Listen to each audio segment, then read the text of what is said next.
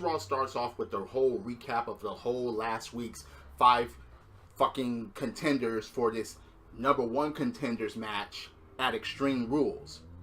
But then, during the mixture of the montages of the videos, it did the whole Bray Wyatt. So Bray Wyatt actually comes walking out. Bray Wyatt gets in the ring and he's like, okay, stand up. Stand up. Stand up for your savior. He goes on about the Beast. And the Beast will get his black heart ripped out of his chest and eaten by Bray Wyatt. Then he starts naming off all the other participants in the match. The reason why Seth Rollins and Samoa Joe won't win because they were sacrificed last week. Yeah, he's like, what? You think Seth Rollins is going to save you? You think Samoa Joe is going to save you? And Finn Balor, you know, the demon will see the truth. And Bray is like, only he could slay the Beast. Then he moves on to Roman Reigns. And he's like, all right, look. What is a yard to somebody that holds the world? That owns the world? Cue fucking Roman Reigns. Roman Reigns comes out and he's like, look, if you're going to run your mouth about me in my yard, I'll just do it in my face. And Bray is like, look, I'm the only one that can defeat Brock Lesnar. Reigns says that's not going to happen.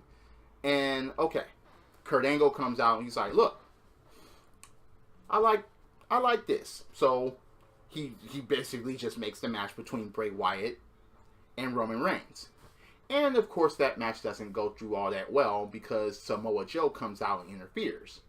But it was kind of, Joe was kind of conflicted of who he was going to hit because of what happened last week with the sister Abigail.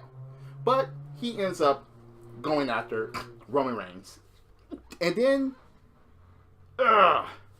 Seth Rollins. Okay. Seth Rollins, he comes out. Of course, he targets Samoa Joe. Okay. Even though Reigns won by DQ, it's still like, you know. At least. Okay, look. At least the Superman punch, the Wyatt, and, you know, it's funny how the Coquina Clutch was on Roman Reigns, and then Seth Rollins comes out. Next thing you know, he gets free, and you get the Superman punch, and so Bray Wyatt, and okay, they retreat. So backstage, Roman Reigns was like, I don't need your help, and Rollins was like, I wasn't out there for you, I was out there for Samoa Joe. So Kurt Angle comes up, and he's like, look, it's going to be every man for himself at Extreme Rules, but tonight it's all about you two and teamwork, so he puts them into a fucking tag match against Bray Wyatt and Samoa Joe. Then the Drifter, Elias Sampson, walks by, and Kurt Angle, he basically was just sick of that. He's like, look, you want your debut match tonight? Okay, you get your debut match tonight against Dean Ambrose. Then they had the whole Sasha Banks, Alicia Fox, and Noam Dar fucking backstage sequence, and it's like, I am not feeling Alicia Fox and Noam Dar. I'm just not. And the fact that Sasha is just so ranked down at this point, it's just fucking ridiculous. So, Elias Sampson finally debuts. And he starts singing a song in the middle of the ring, which he gets booed. He kind of got heat. I guess people were like, alright, hurry up with this. Even though he was singing about Dean Ambrose and his debut on Raw. So, Dean Ambrose. The Jizz is on commentary. Okay, yeah, The Miz. He's on commentary, and he's basically a broken record at this point. About how he is going to make he makes the great Intercontinental Champion, and Dean Ambrose doesn't. And last week he got disqualified because, you know, that's his only way out. He has the nerve to say that Dean Ambrose takes shortcuts. And it's like, what, motherfucker, look in the mirror. Come on, you're not fooling anybody here. So, it gets to the point where The Miz acts like he was going to come down and interfere on the behalf of Elias Sampson. But what ends up happening is that he gets up in the ring and hits Elias Sampson, and Dean Ambrose gets disqualified. And the reason why he did that was because at Extreme Rules, the stipulation that it's going to be a part of the match is simple as this. If Dean Ambrose gets disqualified. He loses the Intercontinental Championship. Bullshit. Yeah, this is the only match at Extreme Rules that has that type of un-Extreme Rules like stipulation. And I'll rant about that on my predictions video down the road. But, yeah. Elias Sampson gets back up and he lays down Dean Ambrose. It's just that that's just ridiculous, that stipulation. But disqualification on his debut match, Elias Sampson wins and Dean Ambrose gives chase to the Miz. Run, you can't catch me, you can't catch me, and then gets cut off by Elias Sampson, and alright, fine. So Enzo gets knocked out by somebody and we don't see, so it's a backstage incident and Enzo is just laid out. Cass is like, look, and Angle is like, we'll get to the bottom of this. Kurt Angle is like, we'll get to the bottom of this. And, you know, Big Cass is like, you better hope that you find out who did this before I do. And an empty threat there. Yeah. Pretty empty if you ask me. Finn Balor comes out and he's like, alright, Anderson is in my way at this point to, you know, go on to this fatal 5-way to win and to face Brock Lesnar. Ladies and gentlemen, Paul Heyman, arguably the best on the microphone today. He comes and he walks out and he basically calls everyone a victim, or that will be victims if they were to advance to face Brock Lesnar. Except for Finn Balor. He sings praise for Finn Balor. Okay. That's you know what, that's fine. Because, alright. He says that as anybody that has a chance, yeah, it will be Finn Balor. And Finn Balor was like, deliver a message, you know. I will win the Fatal 5-Way, and I will win at Extreme Rules. They actually fucking do a handshake. Okay. I'm fine with that. But, man, this is just... Will they have Finn Balor win it? I don't know. So he ends up facing Carl Anderson, and he actually fucking wins with the coup de grace. Pretty standard match. And they tried to do their best not to point out the history between Balor and the club. Because once upon a time, it was the Balor Club. Alright. Sasha Banks actually defeats Alicia Fox in a fucking match, and it's like, who cares? Noam Dar gets in fucking Sasha Banks' face, and Sasha slaps her for it, slaps him for it, and then Alicia Fox basically lays out Sasha Banks, and that's a bunch of bullshit to me. The reason why it's a bunch of bullshit to me is because we would have never saw that happening about 6 months ago or even a year ago. And now you're trying to just hype up Alicia Fox. Maybe they're taking a whole Jinder Mahal thing with her. I don't know. But yeah, and Jinder Mahal push for Alicia Fox maybe? I don't know. But Alicia Fox at least actually, okay, Noam Dar actually got a kiss afterwards, and you know, that settles that. So, you get Kalisto and Apollo Crews talking in the back about the whole Titus brand thing, and Kalisto even asks Apollo Crews that, hey, you didn't have anything to do with laying out Enzo, and Apollo Crews is like, what? You gotta be kidding me. No, we've known each other for a long time, and Titus O'Neil pops up, and he's like, alright, look, I know what's going on here. Oh, wait, you want a piece of the Titus brand. There's always, look, we can go international. There's always room for the Titus brand. Look, we can have dollars, pesos, euros. Oh, God, no one is believing in this Titus brand crap. And neither is Kalisto. Because Kalisto's like, I don't want anything to do with that. And Titus like, oh, you messed up now. Yeah. Apollo's going to go and teach you a lesson later on in the ring. Titus brand. No.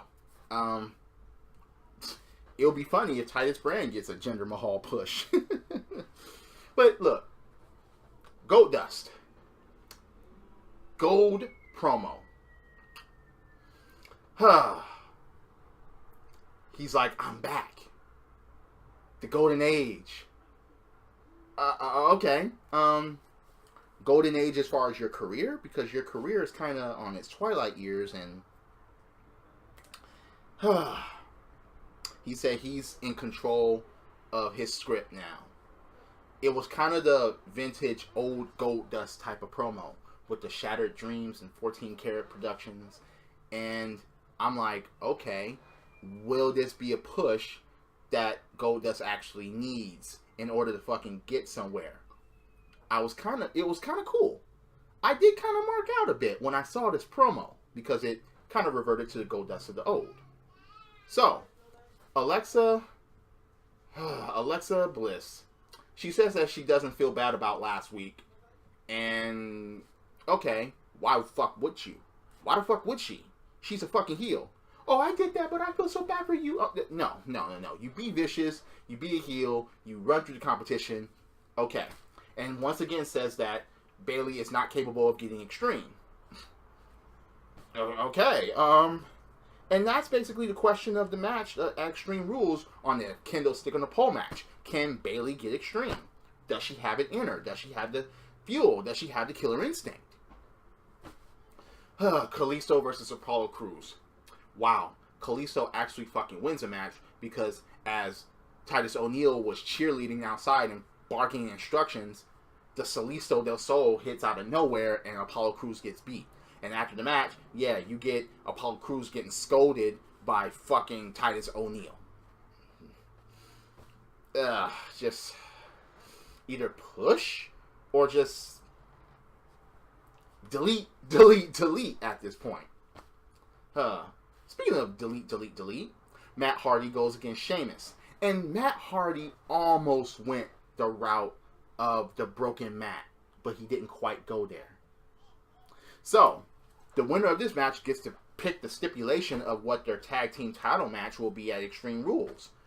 And damn, Matt Hardy wins. Sheamus and Cesaro can't fucking catch a break against either of these Hardys when it's one-on-one or on tag. So Matt Hardy, he wins the twist of fate. And what stipulation did they pick? They pick a steel cage match. Okay, fine.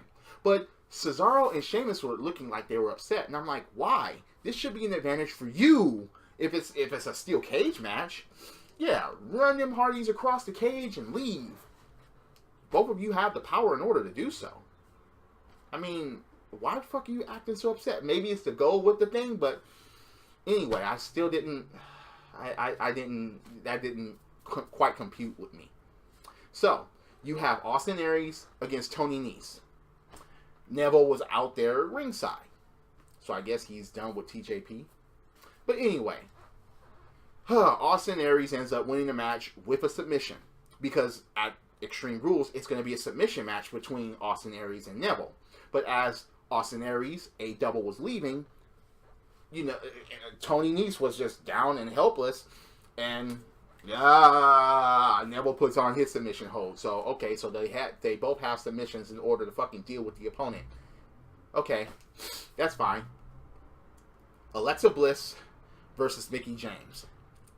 So this is where it comes to with Mickie. Mickie is there to just put over everybody that she goes against because it wasn't a long match. Alexa actually ends up winning and actually pops fucking Mickie James with a fucking kendo stick. Okay, so Bayley comes out and actually somehow, some way, gets the fucking kendo stick and acts like she's gonna hit her, and then Alexa just runs. Okay, so you're trying to beef up this thing of, can she hit her with it? Is she gonna hit her with it? Is she gonna do it? Is she gonna do it? Does she have it in her? Does she have it in her? Yeah, you're gonna do that for the next couple of weeks. So the whole tag team main event thing: Bray Wyatt and Samoa Joe versus Roman Reigns and Seth Rollins. Okay. Pretty standard tag team match with, two people that are not supposed to be technically getting along because of the whole Fatal 5-Way thing that's going to be out soon. And the way the whole miscommunication thing between Roman Reigns and Seth Rollins, yeah, you had Roman Reigns and about the super man punch, but he didn't actually hit the punch. He missed and bumps head with Seth Rollins.